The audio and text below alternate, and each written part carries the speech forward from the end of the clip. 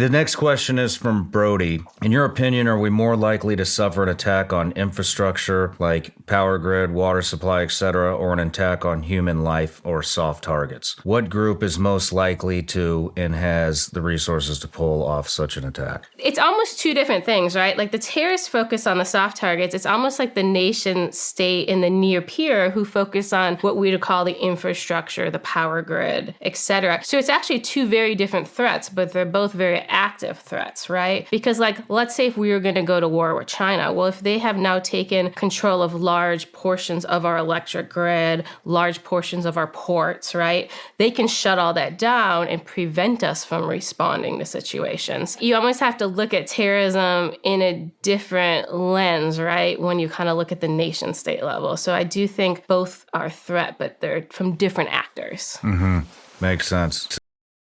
So the Chinese and the Africans are actually using TikTok, and it's routing them to the southern border. So TikTok's like this human trafficking, smuggling application right now that people don't actually understand, but that's how they're making their movements. TikTok is telling them how to do the routing. So it's like, how do you get through this city? How do you get to this country? How do you cross this border? How do you get a visa to this country? Where do you catch a flight to get to South America? When you get to South America, what routes do you take? Where do you go to get aid? Where like the friendly NGOs that'll assist you, like all that type of stuff is inside and being used in TikTok, and they're using this as their routing feature. Wow. Almost like we would use like ATAC. I mean, this has been recently in the news. Do you think we should ban TikTok? I think we should ban TikTok because it's a spy collection platform. I would never put TikTok on my phone. But I think focusing on TikTok when we have way bigger issues, I have a problem with, right? It's not that TikTok's bringing them through the border, it's you're letting them through the border.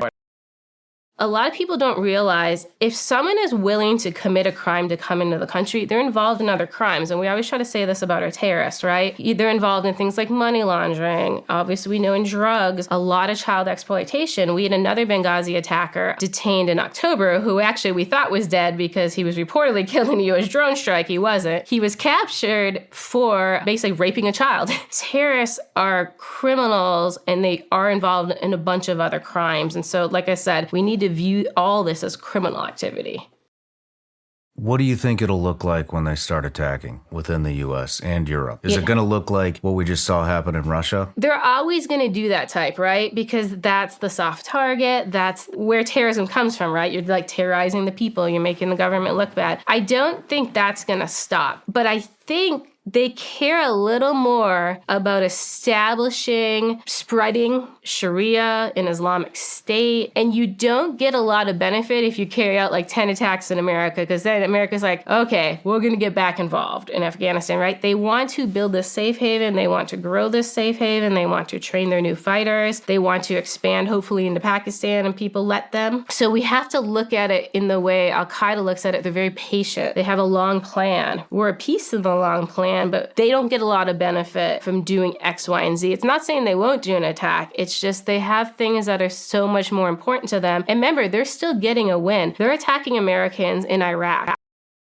Come around like March 2020, ISKP is having their Shura meeting. So all their senior leaders who run the different committees and the head, and it's down in Kandahar. It gets raided. So they go in and they arrest everyone. They arrest like 38 people and they detain them all. So all the senior leadership now of ISKP is basically in prison. And the funny part is they also arrested 4 Russian women with them, which is actually like super funny because I'm going to just tell a little story. I was on an airplane once to Quetta and there was hardly anyone on the plane. So the flight attendant got really chatty with me. And then she goes, "Are you Russian?" And I said, "No, why would you ever think I'm Russian?" She said, "The only white people who come to Quetta are Russian prostitutes." And I was like, "What? You think I'm a prostitute?" So the funny part is when I heard there's 4 Russian women in this raid, I'm like, oh my God, that's where the Russian prostitutes go. They hang on the wings of the Shura meeting for the terrorists.